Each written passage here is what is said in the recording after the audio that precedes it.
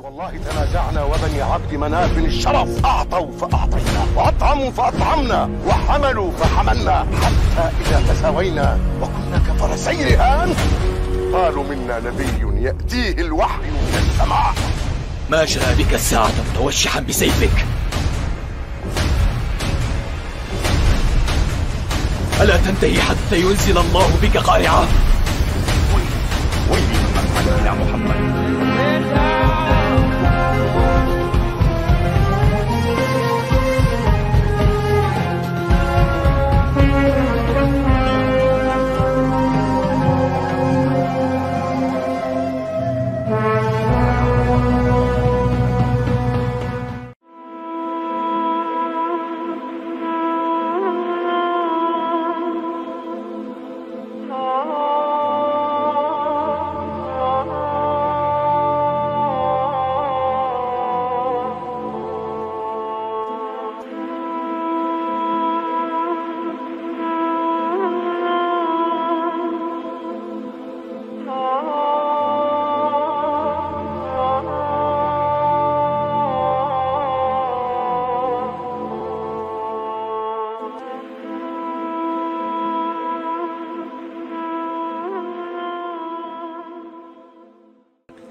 Bismillahirrahmanirrahim. Assalamualaikum warahmatullahi wabarakatuh.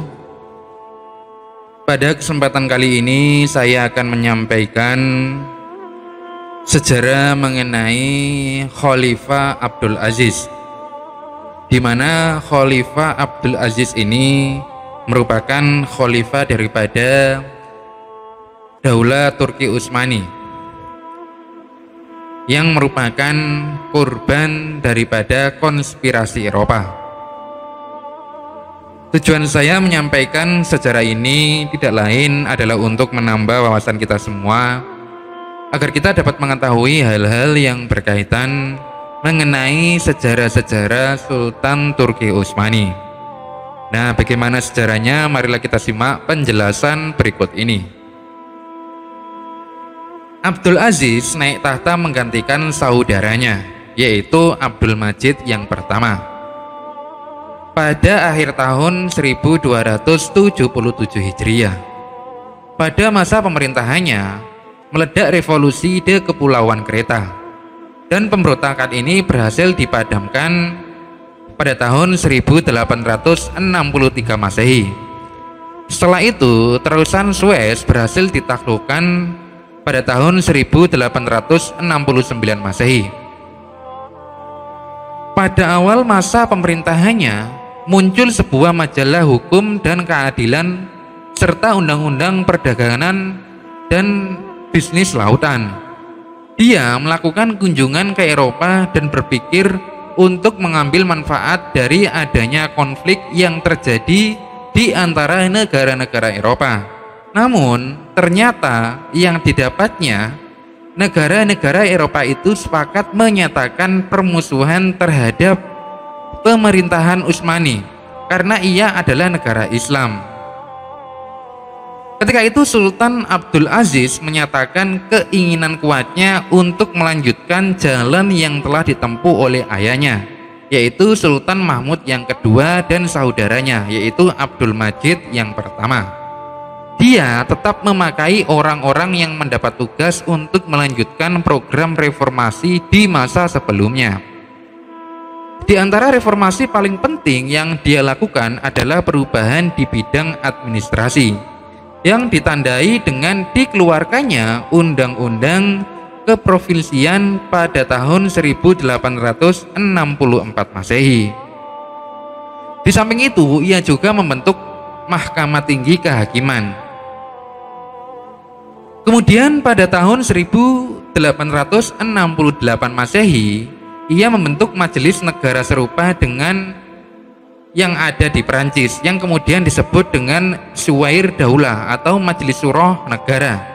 Di antara tugas pentingnya adalah membicarakan anggaran negara.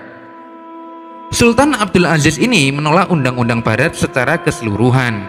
Demikian pula dengan tradisi-tradisi Barat yang sangat jauh dari tradisi Islam. Dan ia juga berhasil melakukan perbaikan dalam pemerintahan Utsmani dalam skala besar, khususnya di bidang militer.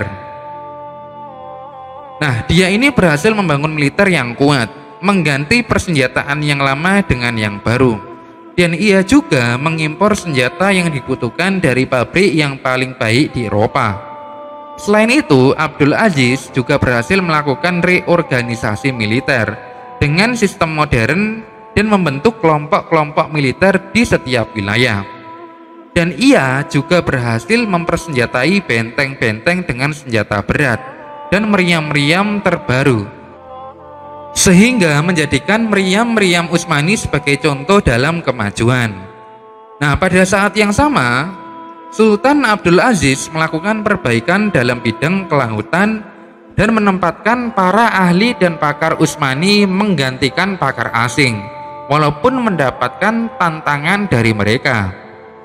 Pada masa pemerintahannya, Kesultanan Utsmani menjadi negara maritim paling utama di dunia, di mana angkatan daratnya meningkat hingga 700.000 pasukan dengan sistem dan persenjataan terbaru pada saat itu.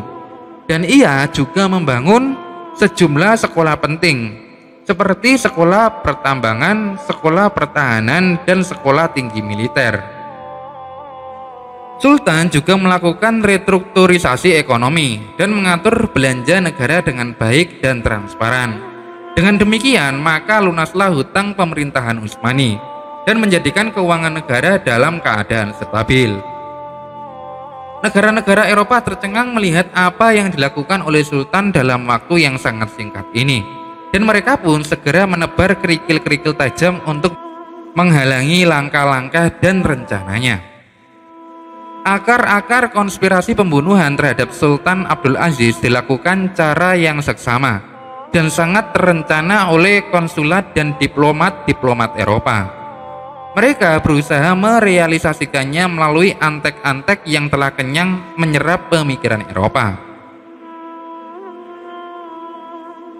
Contohnya adalah Medhat Pasha, yang merupakan salah seorang pejabat Utsmani.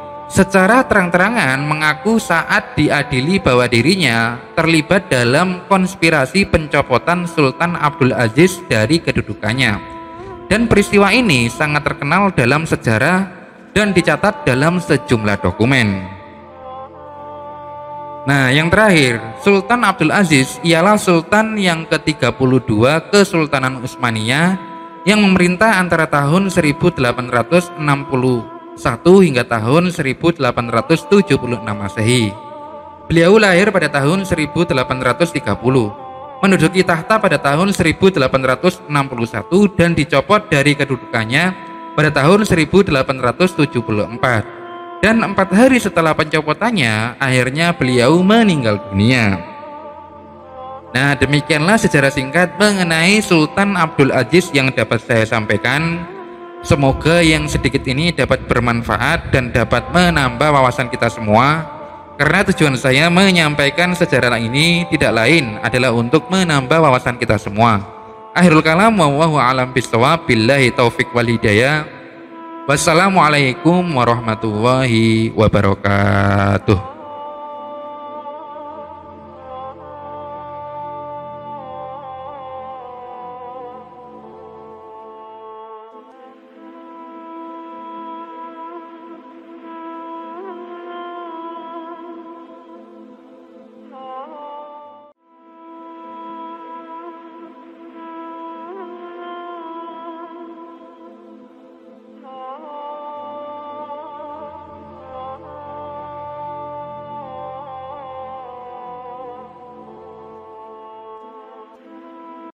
بسم الله الرحمن الرحيم